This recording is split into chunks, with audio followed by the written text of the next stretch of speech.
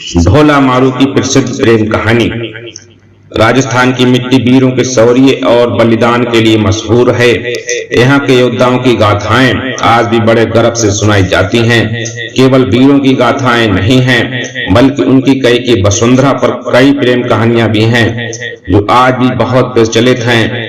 यहाँ कभी एक वैश्या ने अपने प्रेम के लिए पूरी सल्तनत को चुनौती दी, तो कभी एक दासी के आगे नतमस्तक हो गया राजा। लेकिन आज हम आपको बता रहे हैं इतिहास की सबसे चर्चित प्रेम कहानी, जो इतिहास में ढोला मारू की प्रेम कहानी के नाम से विख्यात है। आज भी इस प्रेमी जोड़े का जिक्र यहाँ के लोकगीतों में होता है। नरवर के राजा नल के 3 साल के पुत्र साल कुमार का विवाह बचपन में जांगू देश बीकानेर के पुंगल नामक ठिकाने के स्वामी पंबार राजा पिंगल की पुत्री से हुआ था। क्योंकि दोनों अभी बहुत छोटे थे, इसलिए दुल्हन को ससुराल नहीं ले जाया गया।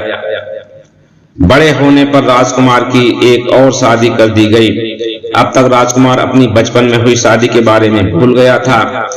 उधर जांगलू देश की राजकुमारी अब सयानी हो चुकी थी और उसकी खूबसूरती के चर्चे दूर दूर तक होने लगे थे।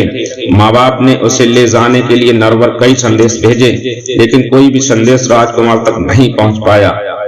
राजकुमार की दूसरी पत्नी ईर्ष्या के चलते राजा पिंगल द्वारा भेजे गए संदेश वाहकों को मरवा डालती थी। उसे इस बात का डर था कि राजकुमार को अगर पहली पत्नी के बारे में कुछ भी याद आया तो उसे छोड़कर वो पहली के पास चले जाएंगे। इसका सबसे बड़ा कारण पहली राजकुमारी की सुंदरता थी। उधर राजकुमारी साल कुमार के ख्वाब में खोई हुई थी। एक दिन उसके सपने में साल कुमार आया।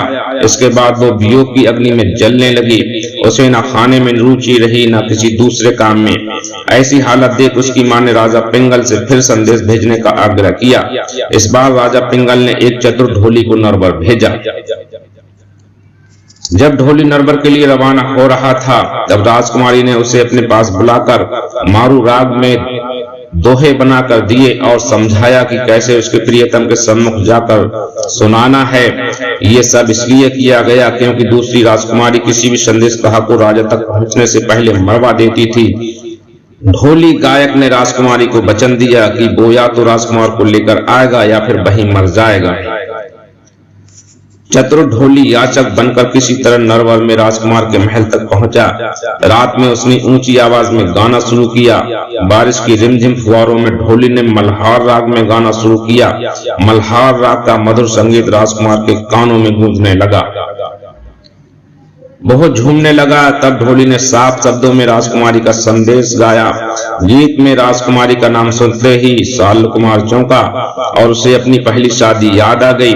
ढोली ने गा गा कर बताया कि उसकी प्रियतमा कितनी खूबसूरत है और उसकी याद में कितने वियोग में है।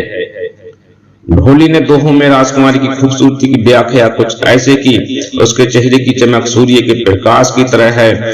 झीणे कपड़े में शरीर ऐसे चमकता है मानो स्वर्ग झांक रहा हो। हाथी जैसी चाल, हीरो जैसे दांत, मूंग सरीखे होंठ हैं। बहुत से गुणों वाली, क्षमाशील, नरम व कोमल है। गंगा के पानी जैसी गोरी है। उसका मन और तन श्रेष्ठ है, लेकिन उसका साजन तो जैसे उसे भूल ही गया है और लेने नहीं आता। ढोली पूरी रात ऐसे ही गाता रहा। सुबह राजकुमार ने उसे बुलाकर पूछा तो उसने पुंगल से लाया राजकुमारी का पूरा संदेशा सुनाया। आखिर साल कुमार ने अपनी पहली पत्नी को लाने हेतु पुंगल जाने का निश्चय किया, पर उसकी दूसरी पत्नी मालबनी ने उसे रोक दिया। उसने कई बहाने बनाए, पर मालबनी हर बार उसे किसी न किसी तरह रोक देती। आखिरकार एक दिन राजकुमार एक बहुत तेज चलने वाले ऊंट पर सवार होकर अपनी प्रियतमा को लेने पुंगल पहुंच गया। वियोग में जल रही राजकुमारी अपने प्रियतम से मिलकर खुशी से झूम उठी। आखिर उसे उसका प्रेम जो मिल गया। दोनों ने पुंगल में कई दिन बिताए। दोनों एक दूसरे में खो गए। एक दिन दोनों ने नरवर जाने के लिए राजा पिंगल से विदा ली। कहते हैं रास्ते में रेगिस्तान में राजकुमारी को सांप ने काट लिया, पर शिव पार्वती ने आकर उसको जीवन दान दे दिया। लेकिन दोनों की मुसीबतें यहीं समाप्त नहीं हो रही थीं। इसके बाद वे उमर सुमरा के राजकुमारी को पाने के लिए रचे षड्यंत्र में फंस गए। उमर सुमरा साल कुमार को मारकर राजकुमारी को हासिल करना चाहता था। सो बहु रास्ते में जाजम बिछाकर महफिल सजाकर बैठ गया। राजकुमार साल कुमार अपनी खूबसूरत पत्नी को लेकर जब उधर से गुजरा तो उमर ने उससे मनहार की और उसे रोक लिया। राजकुमार ने राजकुमारी को ऊंट पर बैठे रहने दिया और खुद उमर के साथ अमल की मनहार लेने बैठ गया। रेगिस्तानी इलाकों में किसी भी अतिथि की मनहार या स्वागत अफीम के साथ की जाती है। अफीम को अमल कहते हैं।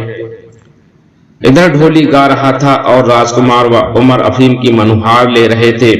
मारूफ के देश से आया ढोली बहुत चतुर था।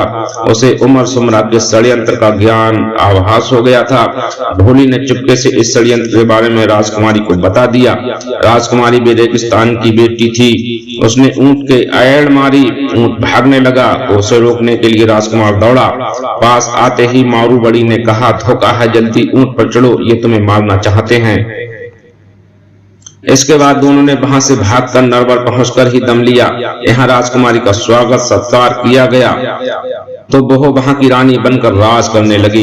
इतिहास में इस प्रेमी जोड़े को ढोला मारू के नाम से जाना जाता है। तब से आज तक उनके नाम के गाने पूरे जोर शोर से गाए जाते हैं और उनके प्रेम का गुणगान किया जाता है।